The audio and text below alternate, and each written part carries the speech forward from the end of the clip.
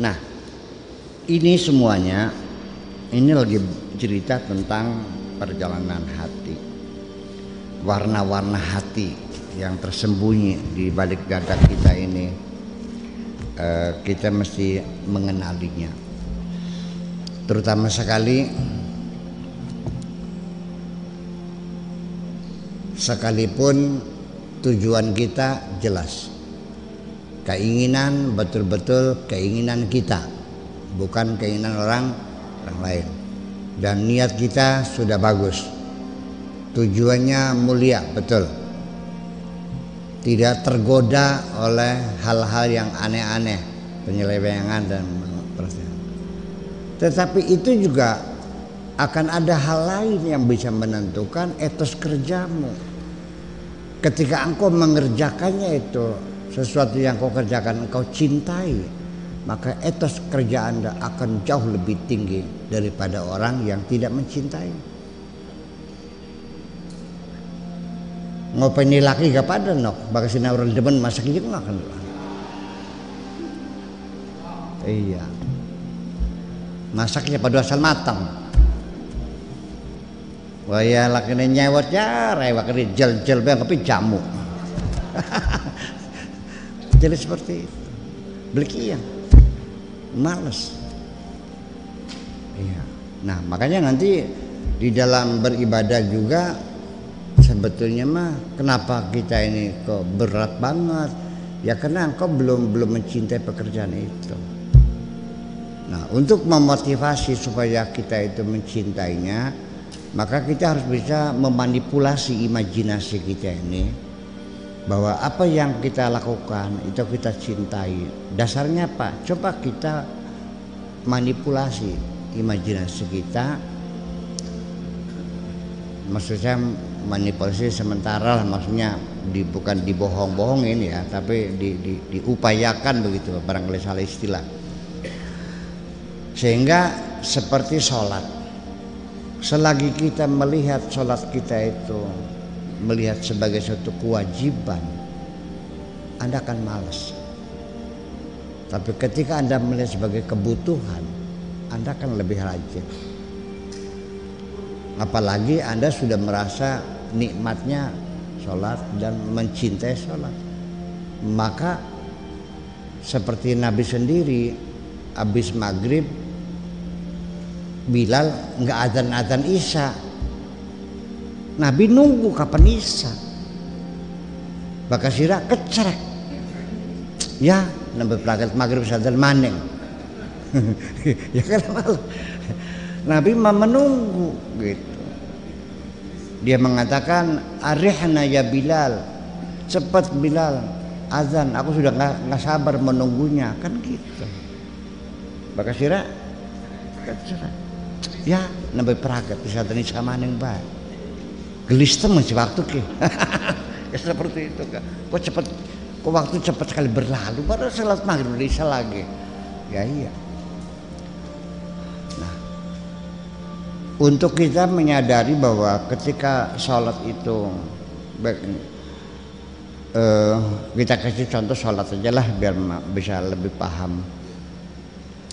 Kita sendiri dulu dididik sholat itu melalui pendidikan yang kurang pas sebetulnya ini, karena dibarengi dengan punishment, dengan hukuman-hukuman, cambuk, tendang kalau nggak sholat kan gitu, sampai kalau subuh dibanjur pakai kan begitu. Orang tuh mah betul niatnya baik kan begitu, ingin menitipkan sholat kepada anak-anak cucunya betul, tetapi caranya yang itu, sehingga apa yang terjadi efektif, kekerasannya itu efektif. Anda bisa minta apa saja kepada orang dan pasti dikasih ketika Anda menodongkan pistol, betul nggak?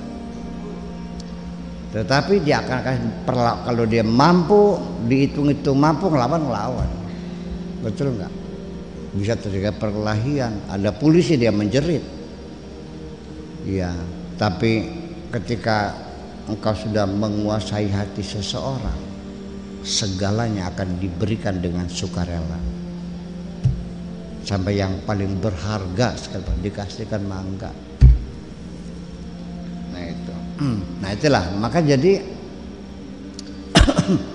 karena dididik kita beragama dengan kekerasan, pakai pukulan, efektif, anak nurut. Tapi bukan takut sama Allah, takut sama pukulan orang tuanya. Betul dia sholat nggak pernah tinggal, takut dipukul kan, bapaknya mati, mari sembahyang. Iya kan? Itulah. Nah itu. Jadi nanti pada akhirnya kita lagi mendidik hati kita sendiri. Sampai ketika Anda melihat, menggali hikmahnya sholat, di mana setiap waktu sikat gigi, korong dibersihin, kopok dibersihin, bel dibersihin, ya Anda merasa nyaman berwudu, ya Allah adem. Di siang hari kita kerja sudah lelah sekali, sholat zuhur seger lagi, ya kan gitu. Terus Anda bisa meningkatkan sholat sebagai relaksasi ya tubuh dan pikiran. Sholatnya dilakukan dengan tumakninah, bacaan Fatihahnya dengan nafas yang teratur sehingga habis sholat merasa plong, nyaman lagi, seger lagi. Anda baru merasakan. Nah, kalau sholat sudah dirasakan sebagai kebutuhan, gak usah disuruh lagi. Orang makan butuh nggak? Ya pasti orang akan mencari sendiri, nggak mungkin kalian, nggak mungkin dong. Yang butuh ya, masa enggak? Nah, itulah persoalannya. Zakat juga selamanya ketika masih dia sebagai kewajiban, medit. Tapi kalau Anda sudah paham dalam kehidupan bermasyarakat bahwa corporate social responsibility, kedermawan itu perlu dalam bermasyarakat. Ada orang butuh kita bantu, orang pinjam kita kasih, ada orang kelaparan kita kasih makan sama. Ya, membangun persahabatan, banyak teman, banyak sahabat, Anda nyaman. Dengan sendirinya ketika saatnya zakat, ya Anda sebagai kebutuhan bagaimanapun nggak bisa dong makan sendiri. Masa nggak bagi-bagi? Makan sendiri gitu, ya wes lah, bakal mati mendem dewek. Nah, saya kira seperti itu. Ke depan kita pendidikan agama itu harus rasional, harus ada pendidikan yang sifatnya ada gerakan rasionalisasi dalam pemahaman Islam. Jangan hanya bertumbuh pada indoktrinasi saja. Kalau bisa mah, kapan ya nggak tahu. Ya ini. Jadi nanti guru-gurunya ya di training dulu. Iya dong. Ada pendidikan guru pelatihan guru agama. Itu. Kemudian kalau sudah namanya guru agama ya mungkin perannya akan berbeda karena agama itu ya janggal kalau disampaikan dengan metode deskriptif. Iya, sing penting paham. Guru ngajar jampi-jampi sholat, yang penting ujian lulus sudah selesai. Adapun murid nggak sholat ya bukan urusan guru. Nah kan begitu. Yang guru beri sembahyang aja. Guru agama nggak sholat, ngajar sholat. Muridnya sholat nggak? Ya nggak tahu. Itu terjadi seperti itu. Jadi, tapi kalau pendidikan agama itu ya harusnya ya sifatnya normatif dong. Iya, artinya dengan